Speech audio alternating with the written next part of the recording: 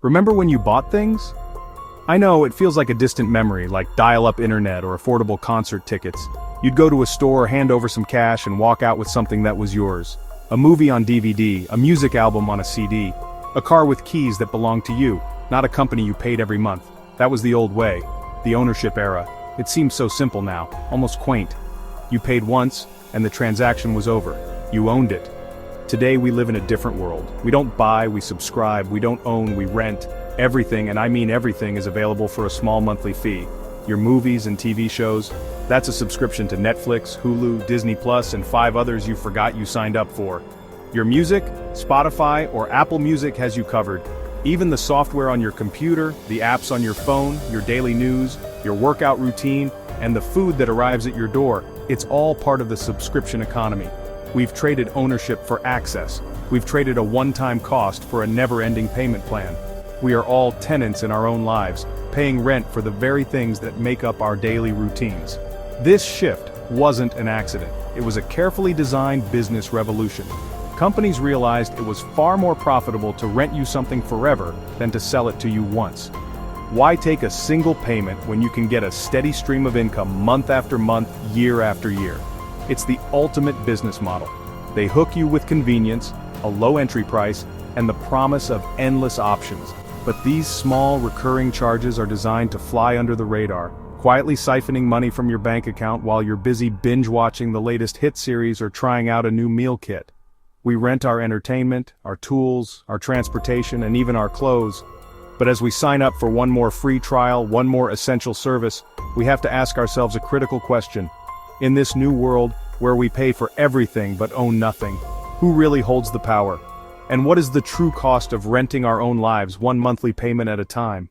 The biggest selling point of the subscription model is convenience. And let's be honest, it is incredibly convenient. The subscription economy has eliminated friction from our lives. It has catered to our desire for instant gratification. This convenience, however, is a double-edged sword. It's a carefully crafted illusion that masks a much deeper financial reality. Each individual subscription seems harmless. The problem isn't one subscription. It's the dozen you have running simultaneously. These small payments create a kind of death by 1,000 cuts for your wallet. They are designed to be forgettable. You set it and forget it, and the charges just keep coming month after month. This is what I call subscription creep. It starts with 1 or 2 essential services, then you add a fitness app, a news subscription, a productivity tool, a subscription box. But they accumulate, they stack up silently in the background of your financial life. Most people have no idea how much they're truly spending. They might guess they have 3 or 4 subscriptions, when in reality the average is closer to 15. The convenience has made us financially numb, blind to the cumulative cost of our modern lifestyle.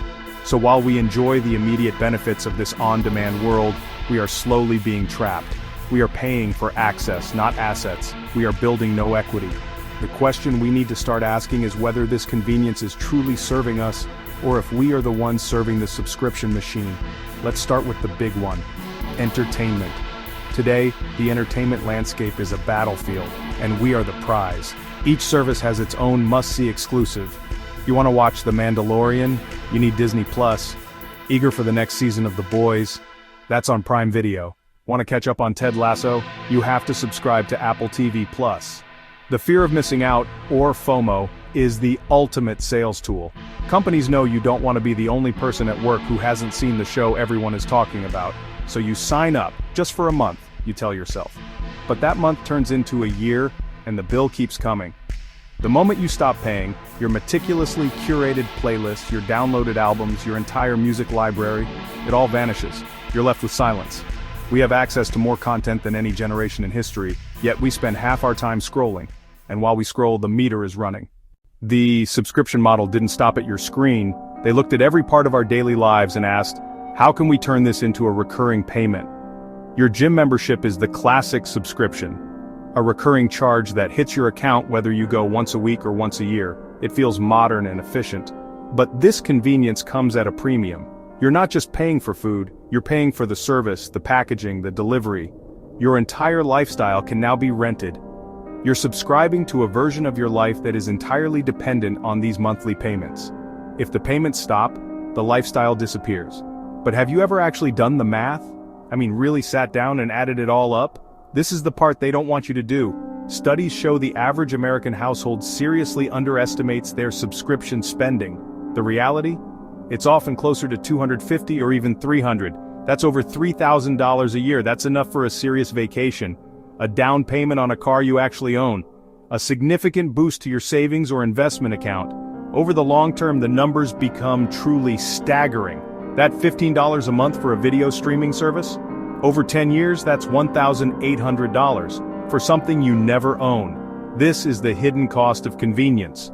The subscription economy isn't just selling you a service, it's selling you a long-term financial liability disguised as a small monthly treat. The cost isn't just financial. There's an emotional and psychological toll that comes with living in a state of perpetual payment. It creates a low-grade, constant anxiety. This model also erodes our sense of control. When you rent, the company holds all the power. They can raise the price. They can remove your favorite show from their library without warning. Then there's the guilt. The subscription shame. It's that feeling you get when you realize you've been paying for a gym membership for 6 months without setting foot inside. Ultimately, this constant renting fosters a mindset of impermanence. We are building our lives on digital sand, creating nothing that can be passed down, shared, or cherished by those who come after us. It's time to fight back. The first most crucial step in breaking free from the subscription trap is what I call the great cancellation. You need to become a detective in your own financial life. Hunt down every single subscription. Write every single one down. Once you have your master list, it's time for the purge. Be brutally honest with yourself. That fitness app you haven't opened in 3 months, cancel it. The final part of this step is the act of cancellation itself. Be prepared for the retention maze. Stay strong. The feeling of liberation on the other side is immense. This is your declaration of independence from the subscription machine. The second step is to embrace the ownership revival. This means consciously choosing to buy things once instead of renting them forever.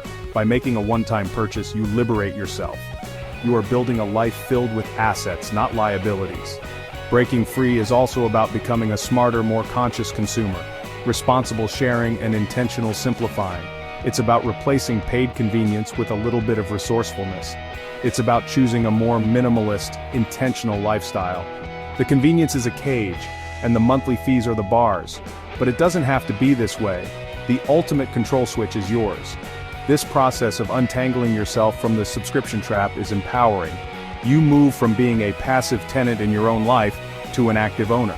It can give you back your peace of mind, your sense of control, and the freedom to build a life on your own terms. If this documentary made you rethink what you're paying for every month, subscribe to Kendu Global Files for stories that save more than just money.